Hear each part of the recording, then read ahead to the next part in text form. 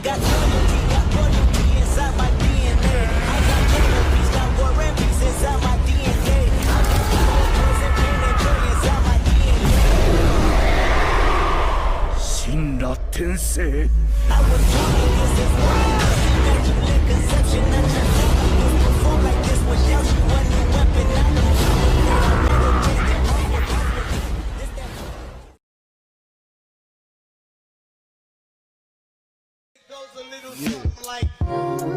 Assalamualaikum, salam sejahtera, salam satu negara, salam satu Malaysia, salam dari Binjai. Saya Abdul Munim bin Sabri ingin menceritakan tentang tajuk yang kumpulan kami telah pilih, iaitu Batu Bersurat.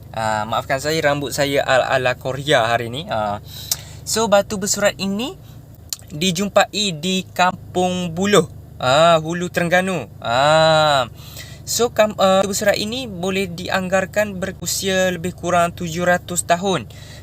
Dan juga mempunyai ukiran paling tua, dan mempunyai tulisan Jawi pertama yang ditemui di Malaysia. So, dengan perkara ini membuktikan bahawa agama Islam telah sampai ke negeri Terengganu pada tahun 1326 atau 1386, lingkaran masa. So, Batu Bersurat ini dijumpai pada tahun 1887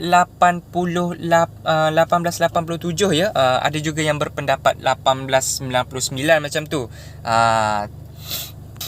Fakta penemuan Batu Bersurat ini apabila seorang saudagar Arab iaitu bernama Said Husin bin Gulam Al-Bukhari tidak secara sengaja menjumpai Batu Bersurat ini di tebing Sungai Tersat, yang dikenali sebagai Sungai Tara.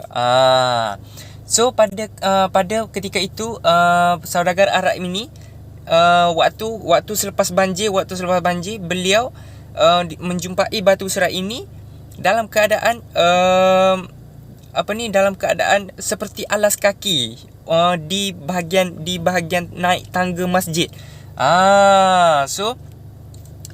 So dengan penemuan ini jugalah bahawa negeri Terengganu, agama Islam menjadi agama rasmi di Kuala Terengganu.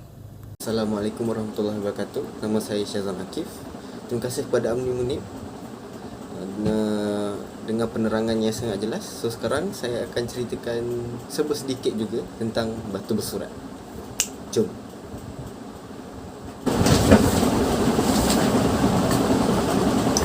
Okey, mari kita mulakan. Pada tahun 1902, batu ini dikatakan telah disedari oleh orang yang bernama Said Husin bin Gulam Al-Bukhari. Siapa Said Husin bin Gulam Al-Bukhari ni? Dia ialah seorang ahli perniagaan, businessman gitu. Okey, Said Husin ni meminta penghulu ahli dan orang kampung mengangkat dan meletakkannya di atas rakit dan dibawa ke Kuala Terengganu. So bayangkan batu besar tu dibawa dengan rakit.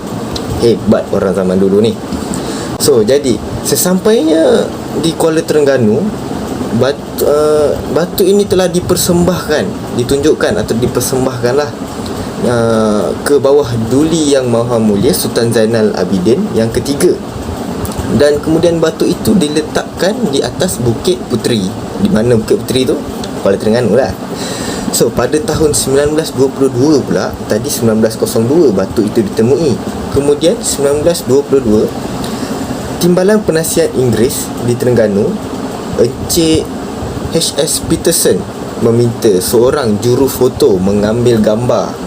Seorang juru foto bermasa Jepun siapa? Nama dia Encik Suzuki, N. Suzuki, untuk mengambil gambar Batu Bersurat ni.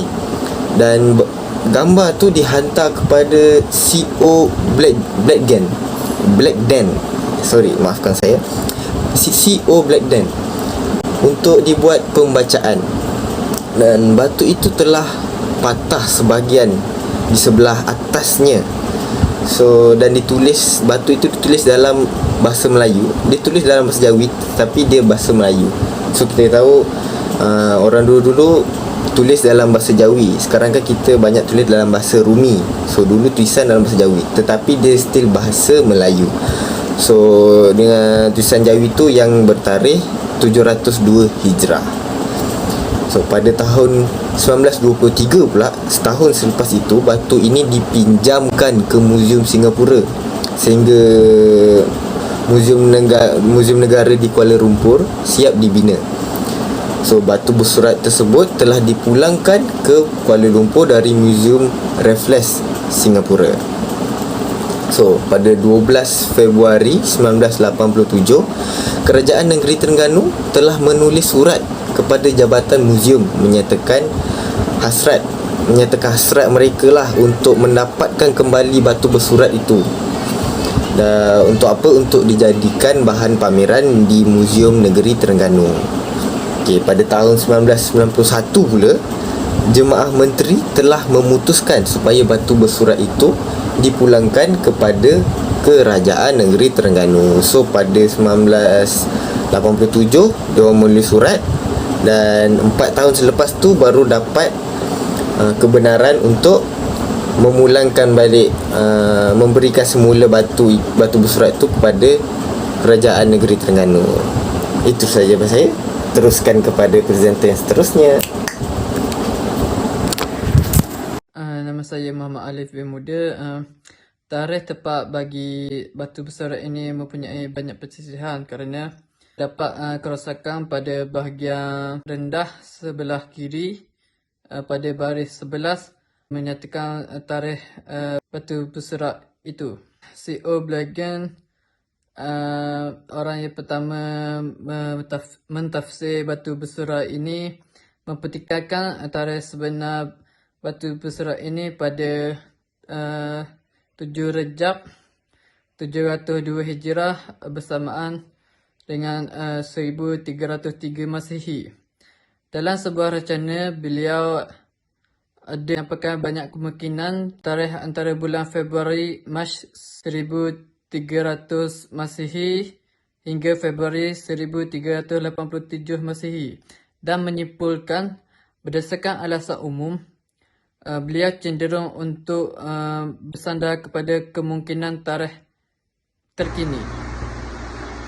Pensyarah Pusat Kajian Tinggi Islam, Sains dan Peradaban Raja Zaris Sofia, Universiti Teknologi Malaysia, Prof. Dr. Muhammad Zaini Usman berkata, batu bersurat Terengganu ialah mercu tanda ilmiah tamadun Islam di alam Melayu, mengandungi maklumat bukan sahaja perintah melaksanakan syariat Islam, bahkan membabitkan penguasaan tinggi ilmu falak dan sains. Maafkan saya. Jadi pada masa dahulu, pada zaman-zaman dulu, batu bersurat adalah satu batu yang diorang tulis tentang ilmu-ilmu sains, ilmu-ilmu yang penggunaan mesin. Masa tu tak ada lagi mesin, penggunaan yang tradisional lah. Mungkin ada mesin yang agak ringkas, macam mesin untuk membuat beras daripada padi dan tukar kepada beras. Kiranya pada batu bersurat itu tertulislah semua yang teknologi pada masa dahulu, macam teknologi sains apa semua, dengan diorang punya adat istiadat semua tertulis dekat batu bersurat tersebut. Kira mungkin dia orang tulis apa semua tentang teknologi pada zaman dahulu lah, mungkin yang kita tak ada hari ini tapi pada masa dulu ada. So jadi kita boleh dapatlah ilmu yang pada zaman dahulu dekat batu bersurat tu. Okay. Jadinya batu bersurat tu agak penting lah untuk generasi yang akan datang, untuk anak cucu kita, untuk memberitahu mereka teknologi pada zaman dahulu dengan sekarang amatlah berbeza. Macam begitulah. Assalamualaikum warahmatullahi wabarakatuh. Nama saya Syawal.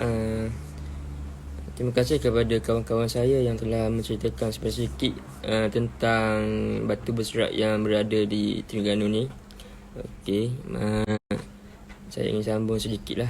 Muhammad Zaini Prof daripada UTM menegaskan bahawa batu berserak Terengganu ialah spesimen tulisan Jawi yang terawal di alam Melayu. Selain daripada manuskrip Al-Aqaid Al-Nasafi, prasasti ini membuktikan kedatangan Islam ke tanah Melayu bermula dengan penanda sejarah berserta bukti kukuh yang tidak boleh disangka lagi, termasuk maklumat yang berkaitan bidang sains yang digunakan hingga falsafah dan kalam. Katanya bahawa beliau berkata buruj ialah sistem bagi ahli falak zaman dahulu untuk mengenal gugusan bintang yang boleh diibaratkan alamat atau peta bagi mengetahui kedudukan, termasuk panduan kepada pengembara pada zaman dahulu pada Batu Malang.